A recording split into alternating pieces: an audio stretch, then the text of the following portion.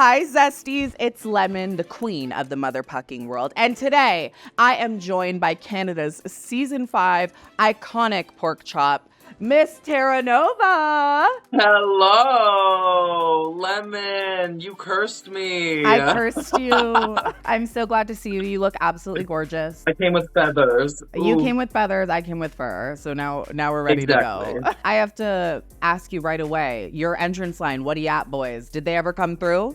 What do you at, bye? Girl, you never even got it right either. What do you at, bye? Buys. But they did come through. The buys always come through. Obviously, you had to sashay away first, but you did get 2 weeks out of it. Did you have a good time, like, going there in general? Oh, absolutely. Like, I mean, anybody would want to get the Drag Race. And, like, Drag Race is a platform. And when we are, like, one of 12 to 11 girls to get this platform, you need to know how to use it. And I feel like even with my short time there, I used it exactly how a queen should. I mean, after episode 1, girl, she was viral. She was viral. Your verse, absolutely. From the town they call a city, Miss Diva. From the town they call a city. Tara's here to slay. Oh, she's gonna be winning. If it's not iconically good, then it needs to be iconically bad. It was a pleasure getting to watch you. You are so gorgeous. The makeup is always top tier. And do you feel that this beat is a $37.50 beat, or would it cost more? No, girl, this is like a $1,000 beat. Like, let's bring it up. In Newfoundland, we do 6 numbers, and we're each only paid $37.50. You got to watch that scene in the bar that pays you $37.50. What did that feel like? Here in Newfoundland, like, we've been fighting for that. We've been fighting for fair pay for a long time. So 3 years ago when I started drag, it was $0. And then 2.5 years in when I went to Drag Race, it was $37.50. And I think that not everybody, aka the bar owner, really appreciated that. But if we're being real, I didn't call anything out. We were having a conversation about what our scenes are like, and somebody asked me, hey, what's the pay like in Newfoundland? And I said $37.50, and that is a truth, that is a fact, and I would rather say the truth and a fact than lie. 37. What? 50. 37. It's the 50 cents. A lot of people kind of like to hide these little things, the parts of drag that make it feel less glamorous.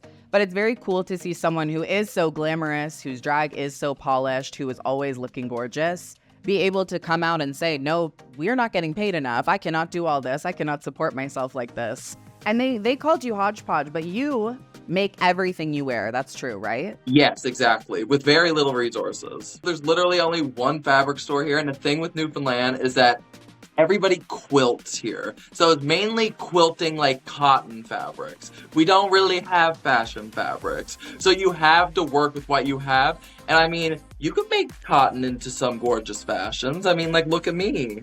Okay, girl, let's dive into episode 2. Let's go. It's a brand new day in the workroom.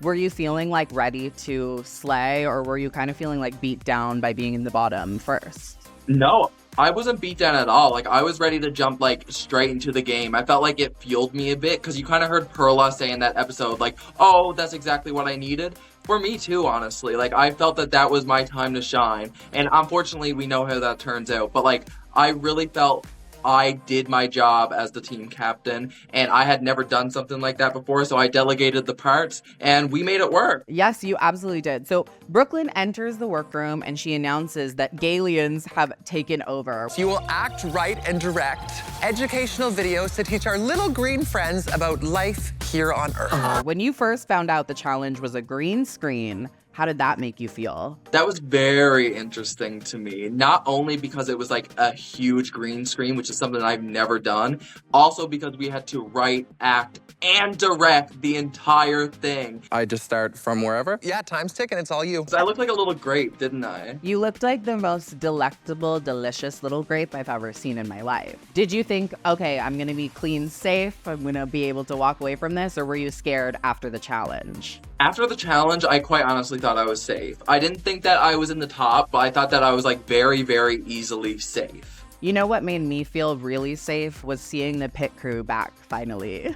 Pet That's not, I've never seen asses like that in my life. Oh, girl. Well, you heard me. I was looking at those asses. I don't see stuff like that here in Newfoundland. We have little hills. We don't have mountains like those things. So all the critiques are in, you're standing on the runway, and someone has to get the golden beaver. Do you think that Perla made the right choice giving her a golden beaver to Xana this week? No. I have chosen to save Xana. Perla could have definitely saved me because I knew that she's seen a lot in me, and I knew that a lot of these girls already knew who I was and had very high expectations of me.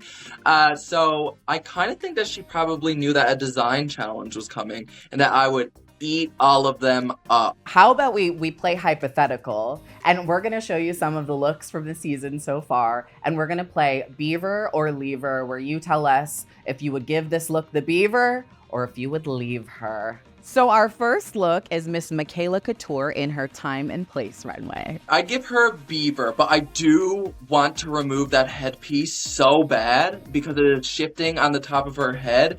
And girl, I don't need you to look like a unicorn, but I do love the rest of this outfit. Okay, Tiffany's Time and Place runway. I'm gonna give her the beaver. Beaver, but you'll trade places with her. Tiffany, take the pork chop. Jaylene Time. Beaver, down. Hearing her story, especially in the workroom that day, so powerful, so emotional. Everybody was crying. Yes, beaver down. Yeah, she's such a powerful person. Is it fun, like, being in a room with her? I feel like even on screen, you can just tell she carries such a presence with her. Is it like that in person? Yes, in the way that I walk up to her and I just hold her and I go, you are my home away from home. Like, I can't even describe it. She is mother. She's not a potential mother. She is mother. Minnie Wang. I gotta say, when I first seen this look in the workroom, I went, oh, leave her. Like, leave her at home. Because I just didn't get the reference, and that was my issue with it. And then after I found out it was Juicebox, I also wanted to leave her at home because I was pissed off that I never thought of that. I don't want to rip my tights. But now you and Juicebox can reminisce in the Pork Chop Lounge together. Sangina Debish Queen. Leave her. Pack her bags. I could go to Claire's and get rhinestone mesh too. And I could also put it on a corset and a bra and call it a concept, I guess, whatever the concept is supposed to be. And Uma. Oh, Beaver. Love it. Love dystopian. She could leave the crust at home though. Final Beaver leaver, Terra Nova. Girl, she is getting the beaver. This is my culture. This is some heritage. This is like one of those Canada heritage moments. Everything from Newfoundland. And I'm glad that y'all got to experience it. Now we're going to play a very popular game we call Kiki, Kai Kai, or Kiss Goodbye. And I need you to pick from your cast who you'd want to Kiki with, who you'd want to Kai Kai with, and who you would want to kiss goodbye to. I would Kai with Miss Minnie Wang. Of course, she walked in that outfit with like the deep V, the yellow deep V, and those pants that also emphasize all of that structure. I said, woo! My gosh, I just wish she was the pit crew again so I could just thirst. But now she's sister, and we all know that sister dick makes you a little sick. I would have to say that I would Kiki with Tiffany and Co. My sister. We are girls that cut it the f up. And I would kiss goodbye forever.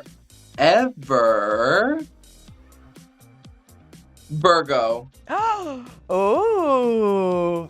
I just feel that I hadn't really been able to connect with Virgo. I feel like I sensed a little bit of resistance. And you know, that's fine, but I will leave you behind. If you didn't want to get to know me, then I don't want to get to know you. You had such a phenomenal run on the show. What do you think is like the biggest takeaway from the show that you had? Let down my wall of perfection, because watching myself back, I go, oh, I'm a goofy girl. Like, I'm goofy, I'm silly, I'm like cutting it up, I'm having fun. But sometimes I put myself in a box, and I don't allow myself to think outside of that box. But now that I know my capabilities and what my personality really is, I'm ready to take over the world, bitch. Period. And you will. It only took me 3 seasons, you know?